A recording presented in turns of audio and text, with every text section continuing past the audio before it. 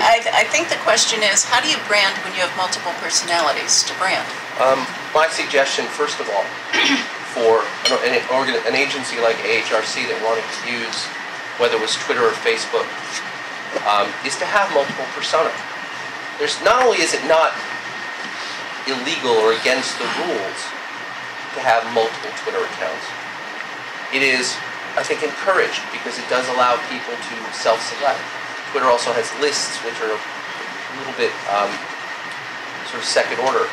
But that way, you can have, for my school, Touro Law Center, we have a main Touro Law account, official. We have one from our Career Services office. We have one from our library. And then a few of us faculty members have our own. So for AHRC, it might be an AHRC one where all of the community of interest, then perhaps it would be an AHRC MR and an AHRC autism account. And those accounts would be specifically for links, stories, suggestions, etc. of relevance. And I just want to, I know you guys want to talk on this subject. I just want to expand a bit because everything Jonathan just mentioned about Twitter itself applies to Facebook and the other social media sites that you same concepts, right? Yep. So and if to go back to the persona, guess what? Each of these tactics can have a different set of messages attached to it. And so now you begin to have a brand plan, and this goes right back to what Vic was saying. Lo and behold, as he goes through, he says, "Well, why would you blog?" Well, here are the good things you could achieve by blogging. I think maybe it's because I do politics, so I am used to having two faces so much. But so I'm St. Joseph's College.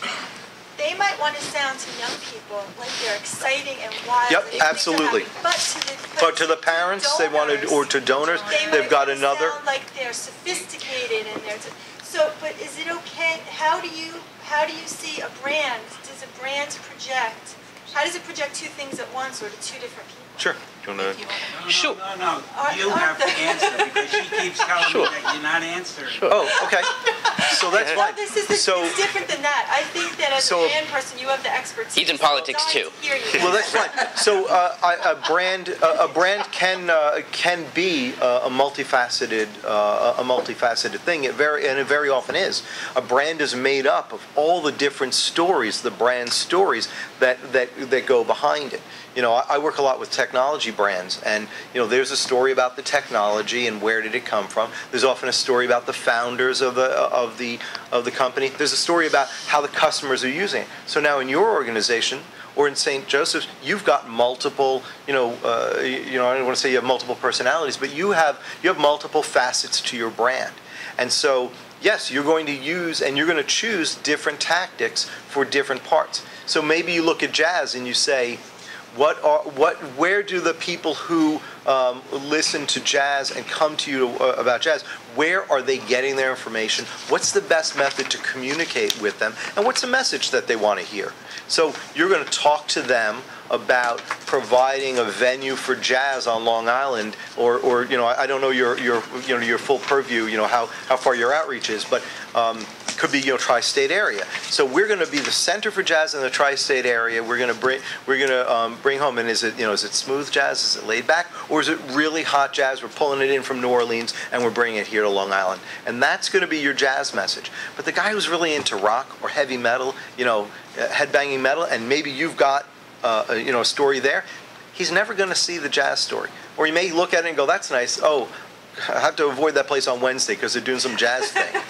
But Saturday night, man, I can go and bang my head and listen to, big, heavy metal. And so that's the story for them. But it doesn't mean that you're a different person. What it means, or a different brand, it means that, you keep stepping back till you can come up with and form your brand message. It may be your brand message is to be the center for the tri-state area for all for all different types of music and musicians. A way to connect audiences. So that's what I mean by that. Picking a different tactic and picking a different message. And again, I'd say, boy, this is a great cheat sheet. So well, let's see, if I want to connect, what's a good way to connect somebody on a quick one-liner? I just want to tell them about a venue and a show. Oh, a flyer is a good, and I'm, but now I want to go deeper, talk about the artist, talk about where they came from. Well, maybe a blog, maybe a podcast, and that's the kind of thing that Vic has got here, and then just to go further, so we've got an attorney in the audience. There's somebody who can say, and at what point, and at what point are the things I can say, or sometimes the things I can't say, and at what point do it's personal? Lots of people have their own Twitter accounts.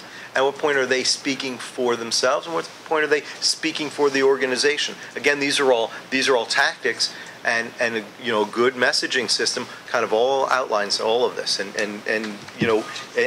takes in all the different facets of the communication. Thank you. That was exactly what I wanted, and you blew my mind. Okay. Wow. Can I just add one thing? But remember before I said everybody has to be on it together? So you need different faces. A college needs different faces, a bank needs different faces, a nonprofit needs, because they're different markets you're going for. If the CEO and everybody down the line doesn't agree to it, it's not going to work. Good example, quickly, is light beer. Light beer, honestly, was developed, and I've been talking to people about this in the last few months. Light beer was developed to reach the young female market. But you know the way beer is advertised. It's really advertised against women. All right? So the people at Coors and some of the other breweries don't understand. They don't want to give up that strong advertising campaign branding towards the men, the macho, almost degrading to women, but they realize that they're not going to make it. Well, light beer is having a real problem right now. And it appears that when a woman goes to a bar, she doesn't order her beer. Usually whoever she's with orders the beer and is not going to order a light beer. Unless the people in the organization at the top agree with the marketing people, agree with everybody along the line, you can't do more than one image. So when I was at Hofstra, I worked with one president who was very into, let's do all these different faces. New president comes in and goes, I don't want anything to do with MTV. I don't like MTV. They cut MTV out. Now, that's his decision, but unless everybody on the team understands, you can't do more than one brand. And I think you'll find if you're working for a nonprofit or whatever, somebody says, oh, wow, we're not really the jazz place. We're really the all-encompassing music. You got to get that person to buy into letting you do your job. It's not wrong for us to look at every marketing campaign like a political campaign. In fact, that's my background, and right now going to be helping one of the gubernatorial candidates to implement social media. That's what we're going to be doing for her. And one of the basic concepts of core constituency, your base, of course, that you want to appeal to, but then there are the sub-markets, the sub-constituencies that we also want to appeal to. How do we do that at the same time? Same concepts of multiple faces. Think of it as a mountaintop. The whole point is to get the people that are at the base of the mountain who are pretty separate from one another. To the Haitian community, you may be speaking in a certain way, their own language, literally, but if you think about anyone's lingo, it's the same thing as buzzwords, sound bites, tags, keywords are literally synonymous because it's really what they're interested in, their core issues. Well, everyone's sort of different at the base of the mountain. Our responsibility is to, as much as we want to appeal to their specific issues and what's really hot on their minds, we want to appeal to that first and foremost. However, our purpose of our marketing is to educate them over a period of time to bring them to the top, which is that unified message. So that the unified message and that is not different from the specific messages for each audience. So is it a dichotomy? No, it can't be. It can't be multiple personalities that are fighting with one another. You have to be integrated. In fact, if anything, that's the issue we have with a lot of people running for office, right? That they have different faces, they're different people. Well, we want to be able to see that, yes, they can have different roles, but they're the same person. We are different, as different roles in our families, fathers versus brothers versus sons, vice versa, right? So as much as we play different roles within our family and within our community, it's the same way we play different roles with our brand and our message to our different target markets.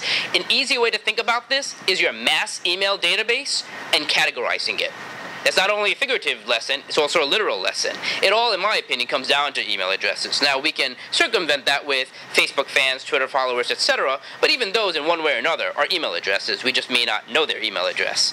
So if you have an email database, the first thing is to categorize and hyper-categorize as much as possible. If you're not able to do that, well, now you're stuck with really one message for all. That's probably not the best, but if you can really decipher what their hot button is, that's the best.